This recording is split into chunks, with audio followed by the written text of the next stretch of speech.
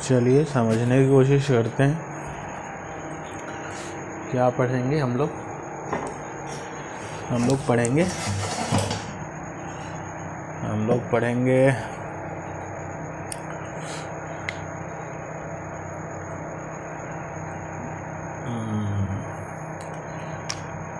कुछ और क्वेश्चन कर लेते हैं, उसके बाद हम लोग इंटीग्रेशन देखेंगे।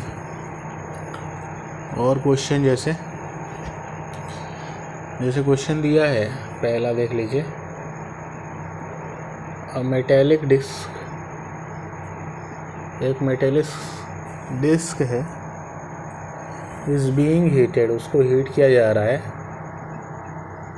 Is being heated. एक मेटेलिक डिस्क है, मतलब मेटल की डिस्क है, उसको हीट किया जा रहा है। इट्स एरिया ए, आगे देखें, it's area A in, area जो है ए उसको मीटर स्क्वायर में है,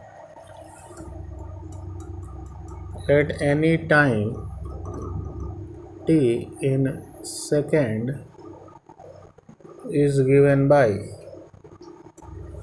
एक मेटल की डिस्क है, मेटल की बनी हुई, और मेटल की डिस्क जिसका एरिया ए है मीटर स्क्वायर में, किसी टाइम टी में एरिया कितना दिया गया है, एरिया दिया गया है 5t² + 4t + 8। मतलब जैसे जैसे टाइम चेंज हो रहा है एरिया चेंज हो रहा है। नहीं समझे आप? जैसे जैसे आप टाइम चेंज करोगे, टाइम की वैल्यू चेंज होगी, एरिया चेंज होगा, क्योंकि एरिया जो है टाइम का फंक्शन है, एरिया टाइम पे डिपेंड कर रहा है, यानी एरिया टाइम के साथ चेंज हो रहा है। अब हमें निकालना है, calculate the rate of increase of area at t = 3 second. Calculate the rate of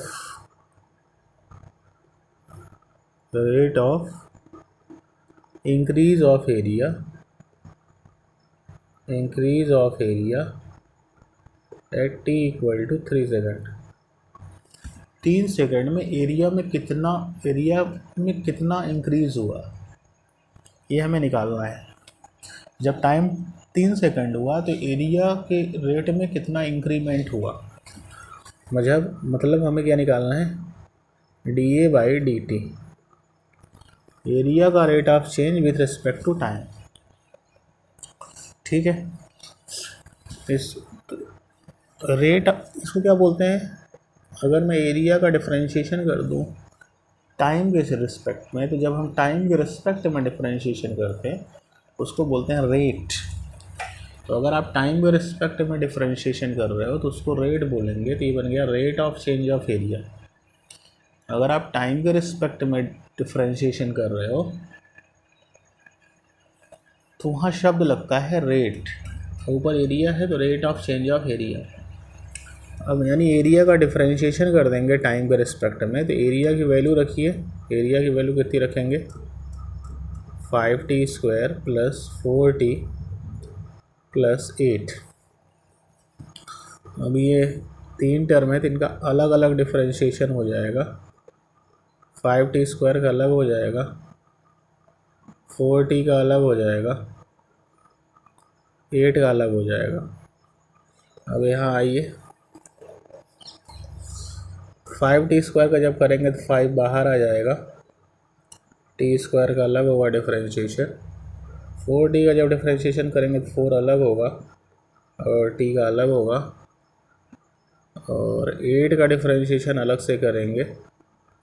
8 constant है, कांस्टेंट का डिफरेंशिएशन 0 होता है, तो ये बन गया 5। t² का डिफरेंशिएशन होता है 2t, जैसे देखिए x की पावर n का डिफरेंशिएशन होता है nx की पावर n-1, तो ऐसे ही t की पावर 2 करेंगे तो n का काम कर रहा है 2, तो n बाहर आ जाएगा, 2 बाहर आ जाएगा, एक्स की जगह पे टी हो जाएगा, 2 - 1 करेंगे पावर में 2 - 1 1 हो जाएगा, तो 2t की पावर 2 - 1 करेंगे, ये आ जाएगा 10t। कितना हो जाएगा 10t। और यहाँ बचेगा 10t प्लस ये t और t कांस्टेंट है, नहीं 4 कांस्टेंट है, डिफरेंशिएशन बाहर आ जाएगा, t के रिस्पेक्ट में डिफरेंशिएशन 1 होगा, ये हो जाएगा 10t + 4। तो ये हमारा rate of change of increase of area हो जाएगा, rate of change of area होगा। अब मुझे एट t = 3 सेकंड पर निकालना है, तो ये क्योंकि टाइम पे डिपेंड कर रहा है तो यहाँ पे t = 3 सेकंड रख देंगे, dA/dt एट t = 3 सेकंड पे निकालना है ना। मुझे rate of change of area निकालना है t = 3 सेकंड पे, तो ये rate of change of area आ गया, मुझे t = 3 सेकंड में निकालना है, तो t की जगह पे 3 रख दूँगा, 10 × 3 = 30 + 4 कितना आ गया 34। अब ऊपर एरिया है तो ऊपर एरिया मीटर स्क्वायर में है, नीचे टाइम है पर सेकेंड, मीटर स्क्वायर पर सेकेंड। आगे देखते हैं।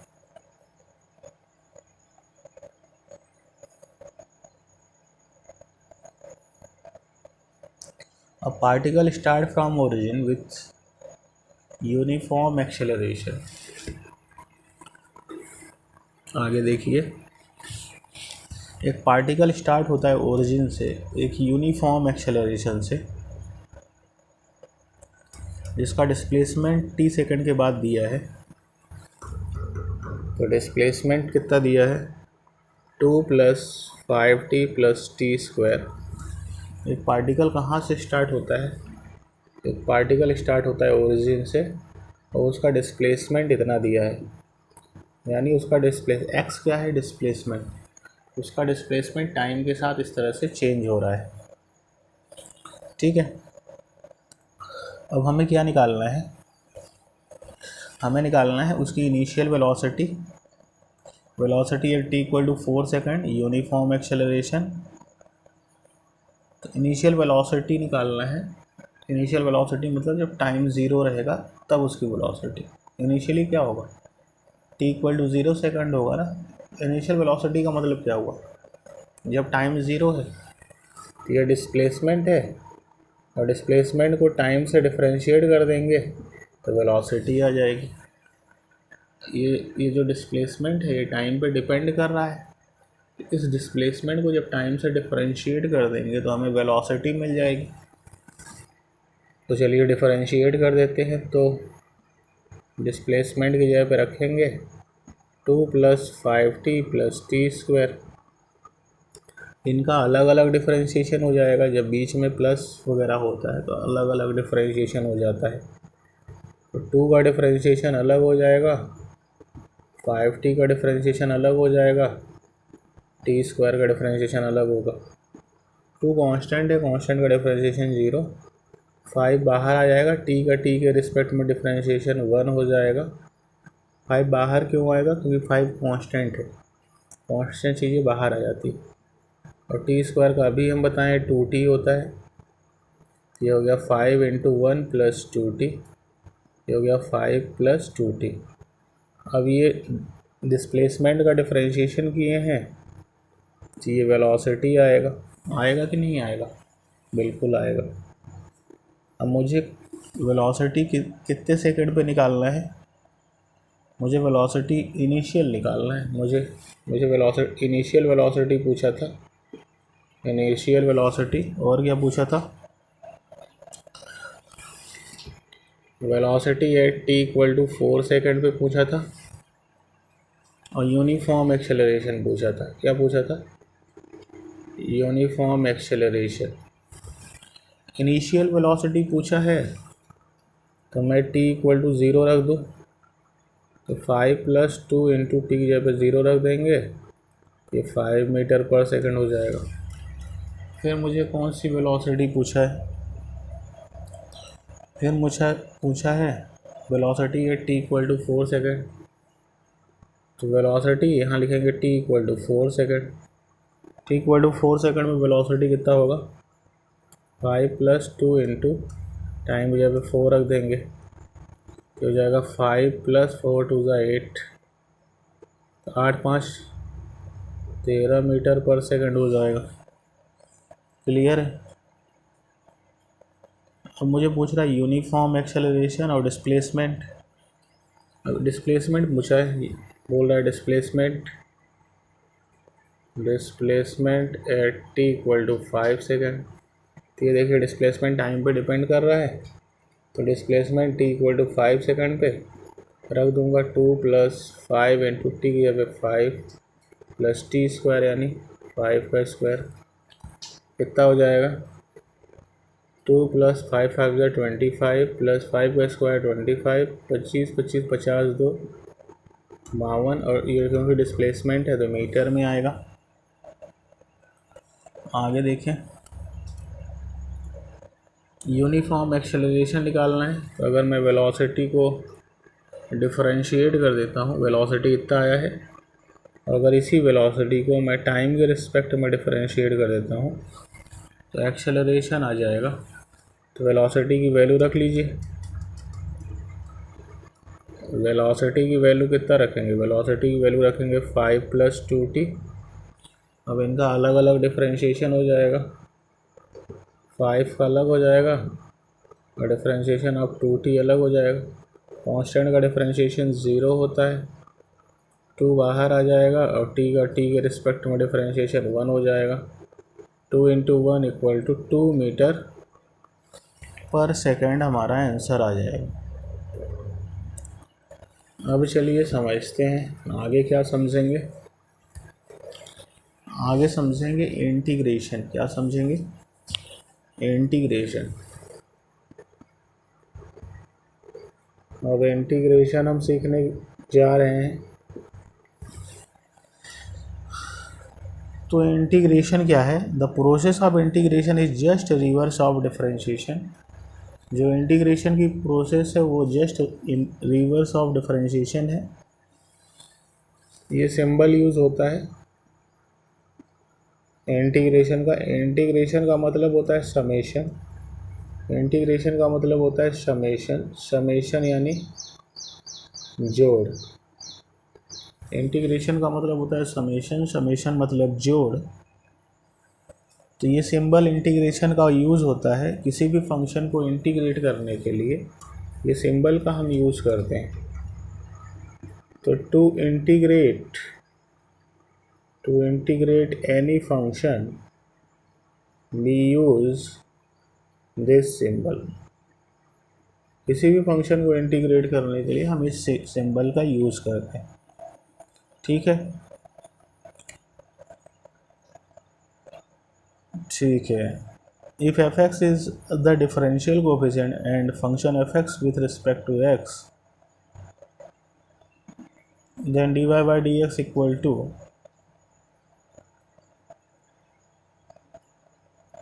अगर f(x) क्या है, डिफरेंशियल कोफिशिएंट है, then of a function f(x) with respect to x, then dy/dx is equal to d/dx of f(x) is equal to f(x). देखिए इंटीग्रेशन जो होता है डिफरेंशिएशन का रिवर्स प्रोसेस होता है, और इंटीग्रेशन के लिए ये सिंबल यूज़ होता है। तो यहाँ पे लिख लें, integration is the reverse process of differentiation. The symbol this, ये symbol, the symbol this is used for integration. ये सिंबल इंटीग्रेशन के लिए यूज़ होता है। और अगर f(x) डिफरेंशियल कोफिशिएंट है of a function f(x) with respect to x, अगर स्मॉल f(x) क्या है, डिफरेंशियल कोफिशिएंट है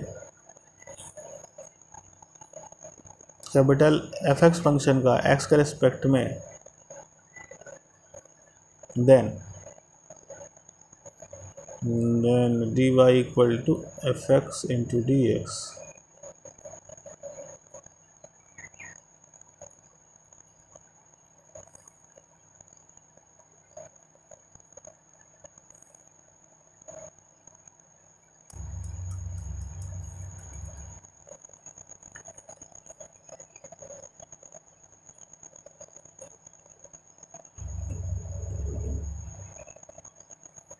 तो यहाँ पे समझें,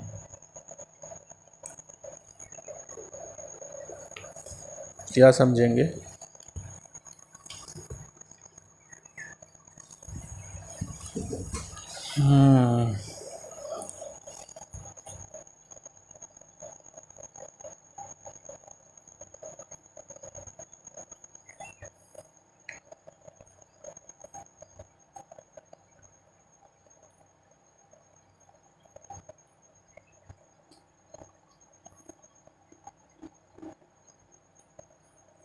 तो d y by d x जो है यहाँ पे देखिए, d y by d x जो है, अगर मैं y की जगह पे एफ एक्स लिखूँ, y की जगह पे एफ एक्स लिखूँ तो इसका डिफरेंशिएशन आ जाएगा स्मॉल एफ एक्स।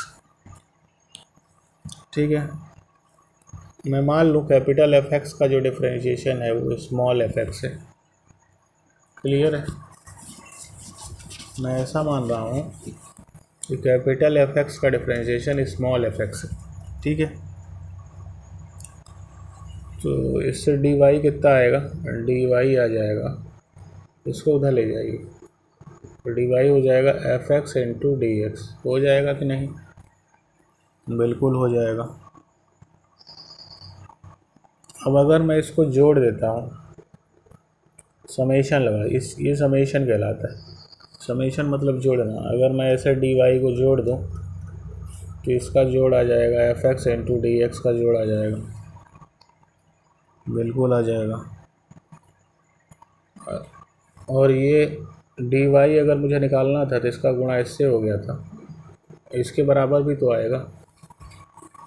इस डी एक्स का गुणा जब इससे हो जाएगा एफ एक्स डी एक्स, तो ये डी एफ एक्स होगा कि नहीं? डी एफ एक्स बिल्कुल होगा। नहीं समझे आप? अगर ये डी वाई निकालना है तो ये एफ एक्स में गुणा हो जाएगा ये डी एक्स, और अभी ये हटा देते हैं। देखिए, इससे डी वाई निकालना है तो डी एक्स का गुणा हो जाएगा एफ एक्स से, डी एक्स का गुणा हो गया एफ एक्स से, और डी एफ एक्स निकालना है तो भी ये जाके गुणा हो जाएगा। अच्छा, ये डी एक्स का गुणा अगर एफ एक्स से हुआ, डी एक्स का गुणा एफ एक्स से हुआ तो डी एफ एक्स आ जाएगा।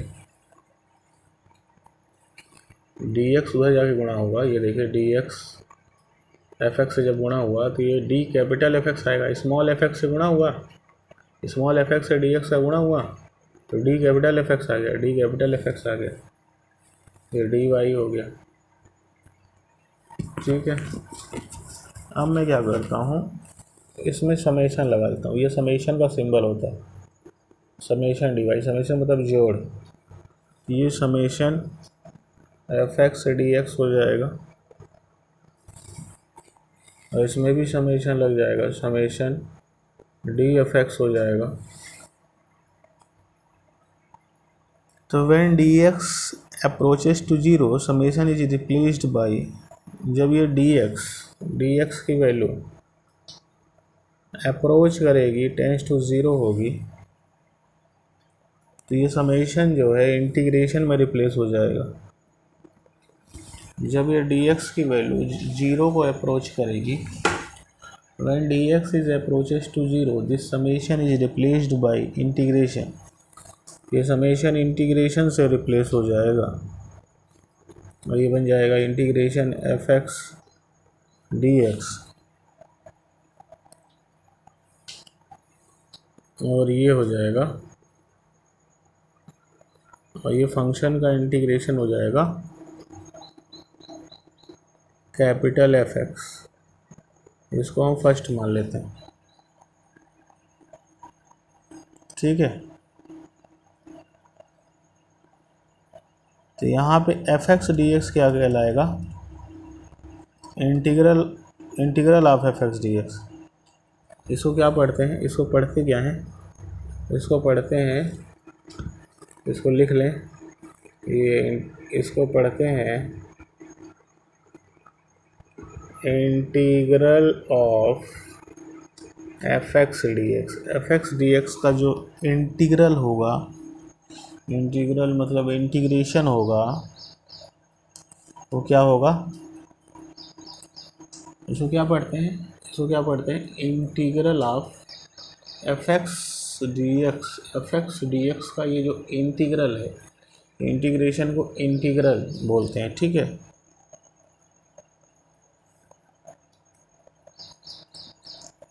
In relation F x is called integrand.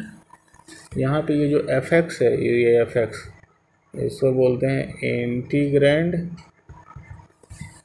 और इसी को प्रिमिटिव भी बोलते हैं, प्रिमिटिव, ठीक है।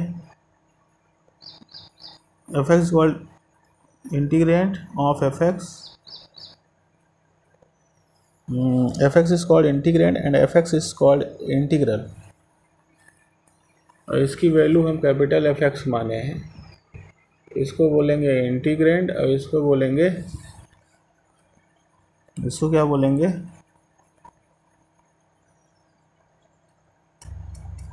प्रिमिटिव।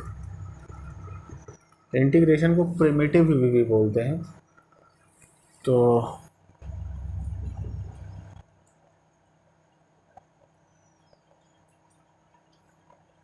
अच्छा, इसको इंटीग्रेंड बोलते हैं, जिसका इंटीग्रेशन करते हैं, जिस फंक्शन का, उसको इंटीग्रेंड बोलते हैं। और इंटीग्रेशन हो के जो आता है उसको बोलते हैं इंटीग्रल।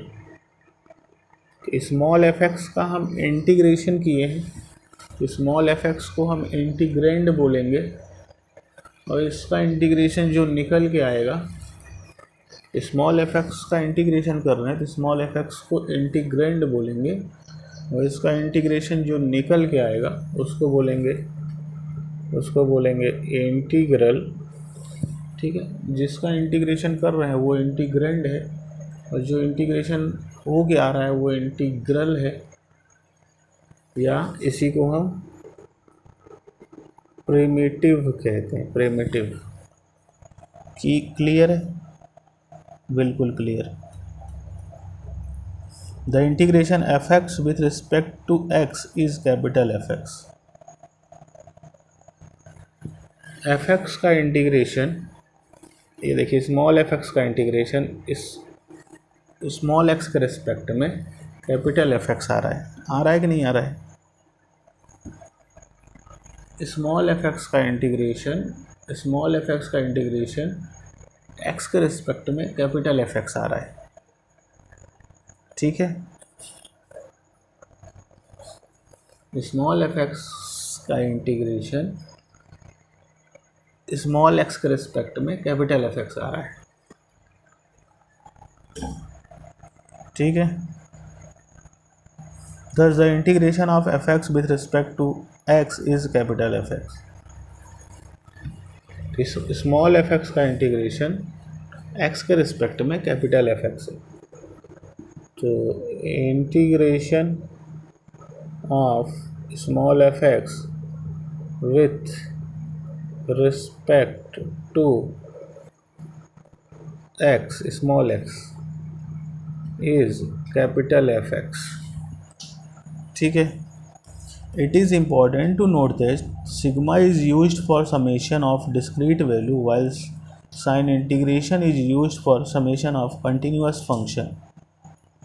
ये important to note है, आपको नोट करने की ज़रूरत है। आपको क्या नोट करने की ज़रूरत है कि ये जो सिग्मा है, sigma is used for summation. आपको ये इम्पोर्टेंट, आपको ये नोट करने की ज़रूरत है सिग्मा जो है ये इसको सिग्मा बोलते हैं, ये समेशन के लिए यूज़ होता है। वाइल ये सिंबल जो है while this symbol is used for summation of continuous function. अगर अलग अलग वैल्यू, ये समेशन के लिए यूज होता है। Sigma is used for summation of discrete value. Discrete value मतलब अलग अलग वैल्यू को अगर सम करना है, सम यानी जोड़ना है, तो ये सिग्मा शब्द यूज़ होगा, सिग्मा लेटर यूज़ होगा। अगर डिस्क्रीट वैल्यू है, डिस्क्रीट यानी अलग अलग वैल्यू है, तो उसको जोड़ना है तो ये सिंबल यूज़ होगा। लेकिन अगर कोई फंक्शन कंटिन्यूअस है, फॉर द समेशन ऑफ, ये लिखें for the summation of continuous function, continuous function के सम निकालने के लिए ये इंटीग्रेशन का यूज़ होता है। For the summation of continuous function we use this symbol, ये सिंबल का यूज़ होगा। In means the method of integration is use to the sum of the effect of continuous varying function. अच्छा, नहीं समझे आप? अगर आपको अलग अलग वैल्यू को जोड़ना है तो ये सिंबल यूज़ होगा। मतलब कई सारी वैल्यू हैं, उनको जोड़ना है तो ये सिंबल यूज़ करिए, और कंटिन्यूअस फंक्शन को जोड़ना है तो ये सिंबल यूज़ करिए। So for the summation of a continuous function we use this symbol, and for the summation of a discrete value, अलग अलग वैल्यूज़ को जोड़ना है तो ये सिंबल यूज़ होगा, और कंटिन्यूअस फंक्शन को जोड़ना है तो ये सिंबल यूज़ होगा। ठीक है। It means the method of integration is use to sum up the effect of continuous varying function. जैसे आपको work done against variable force को इंटीग्रेट करना है, work done against variable force, force variable है और उसका वर्क डन निकालना है, तो आप क्या करिए, तो work done against variable force, force variable है, फोर्स इज वेरिएबल, और आपको वर्क डन निकालना है, work done W, variable force का वर्क डन निकालना है, तो क्या करेंगे,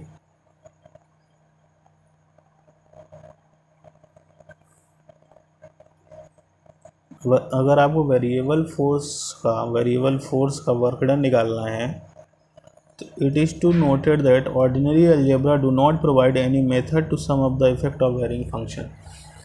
तो सामान्य अलजेब्रा से आप वर्क डन नहीं निकाल पाएंगे।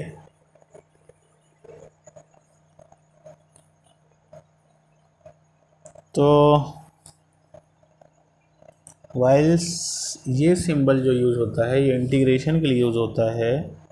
ये अगर हम इंटीग्रेशन करते हैं किसी फंक्शन का, देखिए इसको भी समेशन बोलते हैं और इंटीग्रेशन को भी समेशन बोलते हैं, लेकिन ये भी समेशन है, ये भी समेशन है, लेकिन दोनों में अंतर क्या है, इंटीग्रेशन का भी मतलब समेशन होता है, इसका मतलब भी समेशन होता है, तो दोनों में फ़र्क क्या है।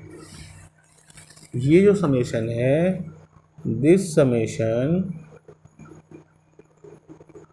Is used for continuous function, ये कंटिन्यूअस फंक्शन का समेशन है, और ये क्या है, this summation is used for discrete value. अगर अलग अलग वैल्यू का जोड़ना हो तो ये समेशन यूज़ करते हैं। अगर कोई चीज़ कंटिन्यूअस है, कंटिन्यूअस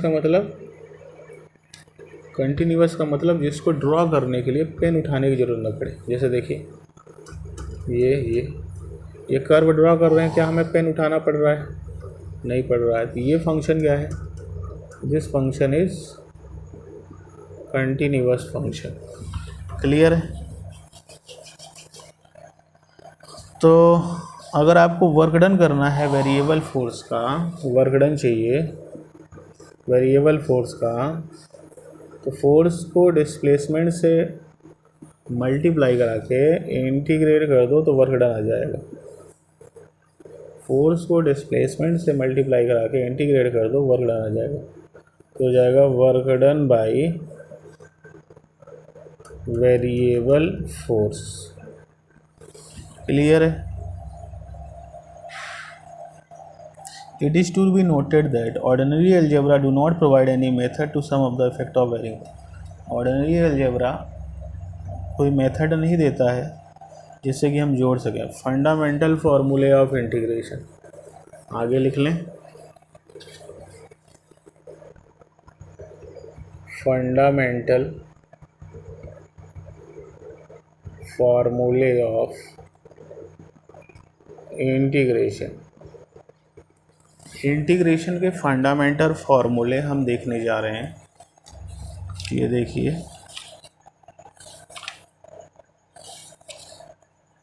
इंटीग्रेशन के कुछ फंडामेंटल फार्मूले होते हैं, उसको हम देखने जा रहे हैं। पहला फार्मूला है x की पावर n dx का इंटीग्रेशन होता है x की पावर n+1 अपॉन n+1 बशर्ते n-1 ना हो, क्योंकि अगर n-1 हो गया, -1 + 1 0 हो जाएगा और डिनोमिनेटर में 0 हो गया।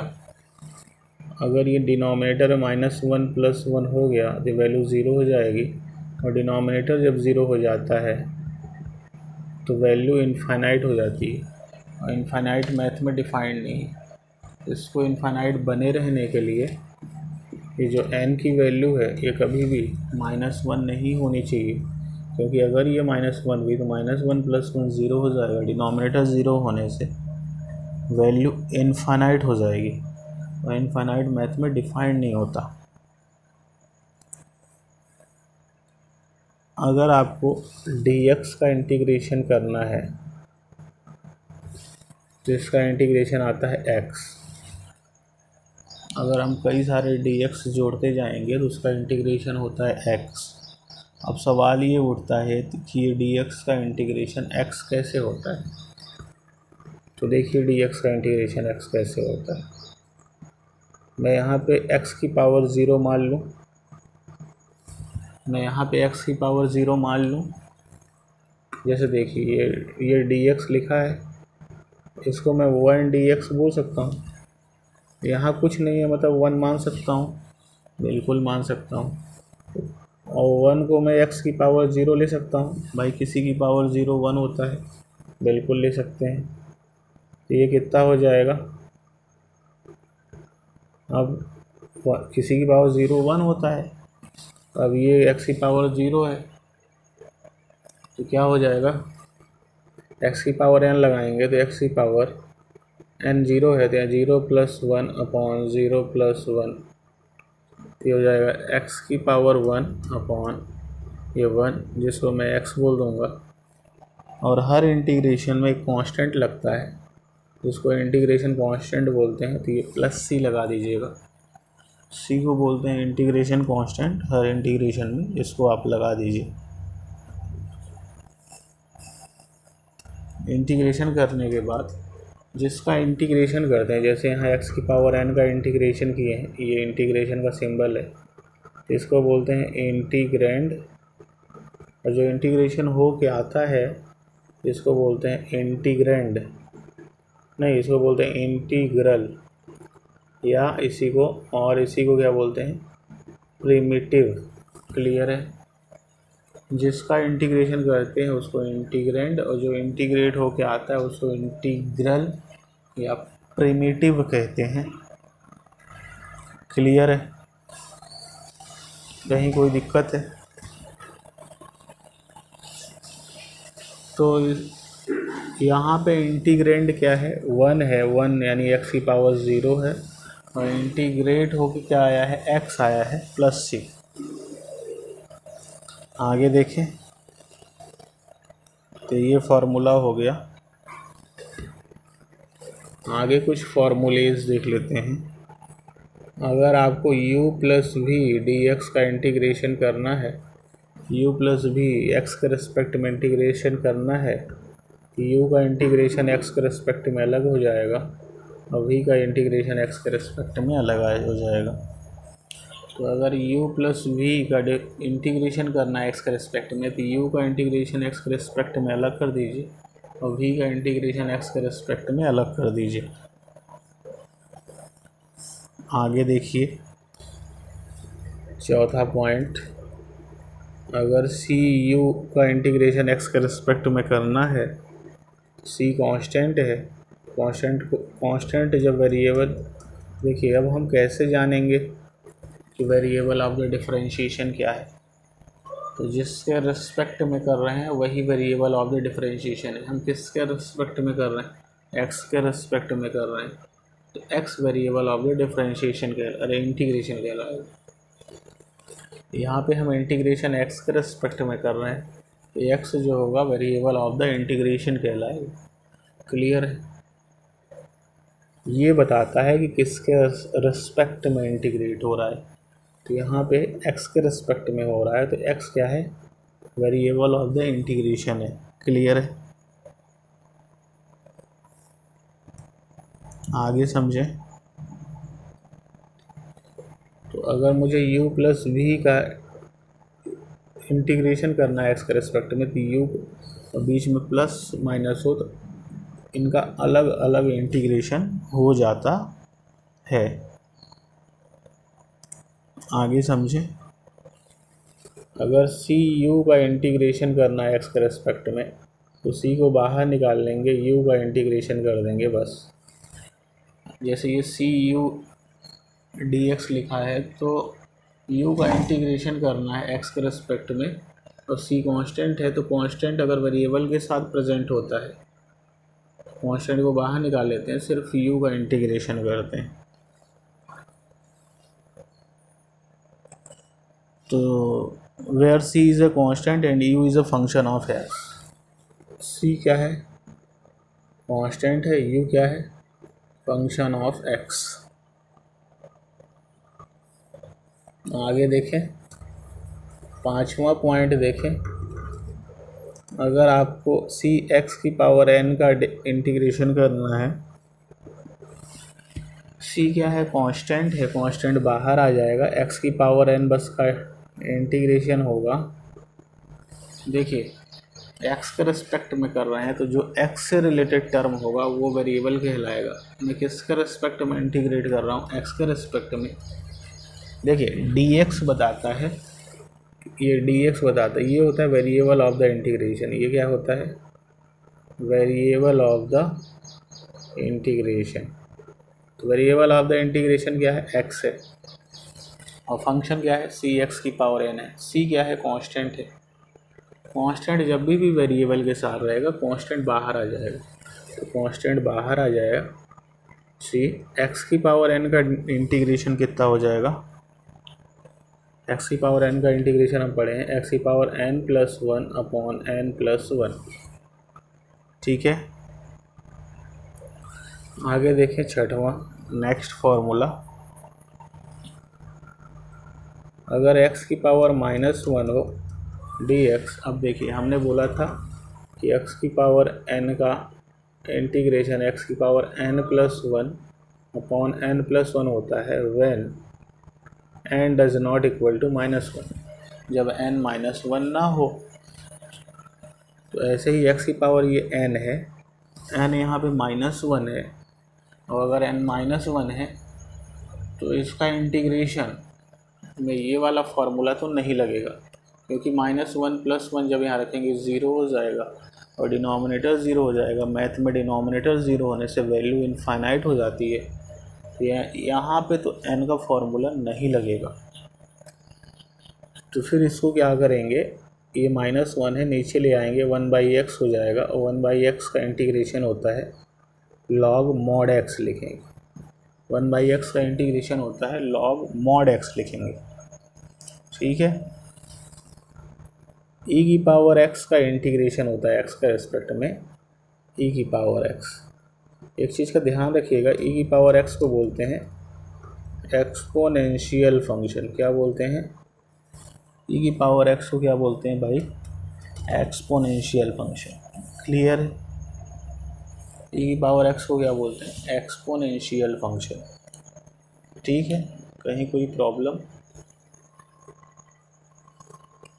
आगे चलें। 8वां पॉइंट है, ई की पावर ए एक्स का इंटीग्रेशन होता है एक्स के रिस्पेक्ट में, ई की पावर ए एक्स बटे ए। लिख लें, ई की पावर ए एक्स का इंटीग्रेशन होता है एक्स के रिस्पेक्ट में ई की पावर ए एक्स बटे ए। लिख लें इसको अच्छे से, ई की पावर ए एक्स का इंटीग्रेशन हो जाएगा ई की पावर, जैसे ई की पावर एक्स का इंटीग्रेशन था ई की पावर एक्स था ना, ई की पावर एक्स का इंटीग्रेशन क्या था, ई की पावर एक्स। लेकिन अगर एक्स के बगल में ए लग जाता है, ए यानी कोई नंबर, तो उस नंबर का भाग हो जाता है। जैसे एग्जांपल देते हैं, जैसे ई की पावर 3x हो जाता है, तो इसका इंटीग्रेशन हो जाएगा ई की पावर 3x/3। ये ए क्या है, एक नंबर है, तो उस नंबर का भाग हो जाएगा। क्लियर है? अच्छा, ये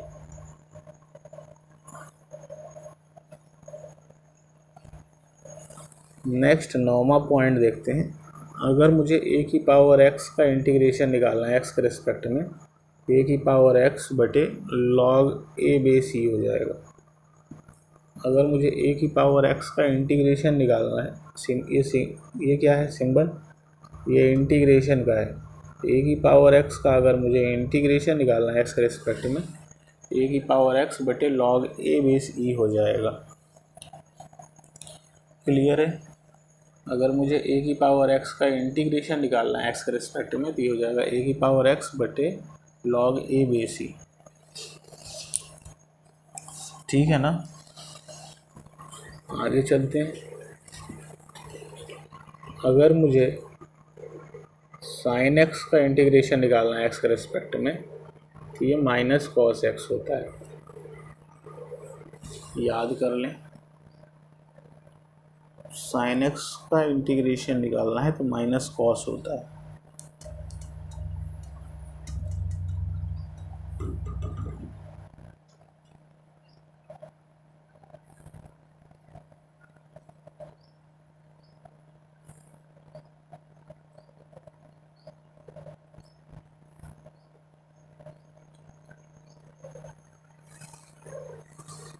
अगर मुझे साइन एन एक्स का डिफरेंशिएशन निकालना है एक्स के रिस्पेक्ट में, तो ये माइनस कॉस एन एक्स हो जाएगा, और जो एक्स का कोफिशिएंट होता है वो डिवाइड में आ जाता है।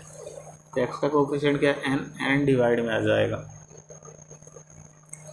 आगे देखें, 11वां देख लीजिए। अगर मुझे कॉस एक्स का इंटीग्रेशन निकालना है एक्स के रेस्पेक्ट में, नहीं, कॉस एन एक्स का हमने बताया ना, साइन एन एक्स का। अगर मुझे साइन एन एक्स का डिफरेंशिएशन निकालना है, इंटीग्रेशन निकालना है एक्स के रेस्पेक्ट में, तो ये माइनस कॉस एन एक्स बटे एन हो जाता है। इसको याद कर लें।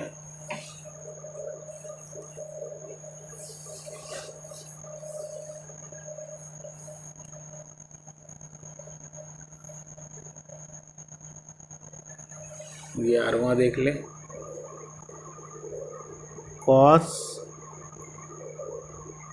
एक्स डी एक्स का कॉस एक्स का इंटीग्रेशन एक्स के रेस्पेक्ट में साइन एक्स होता है।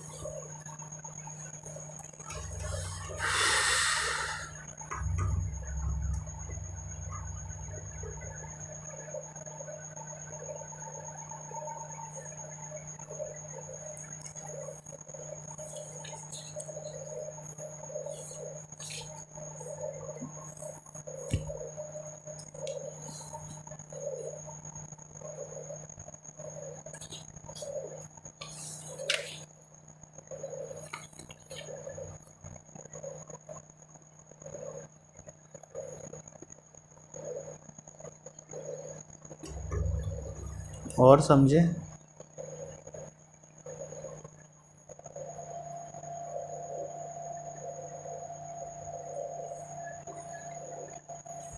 फिर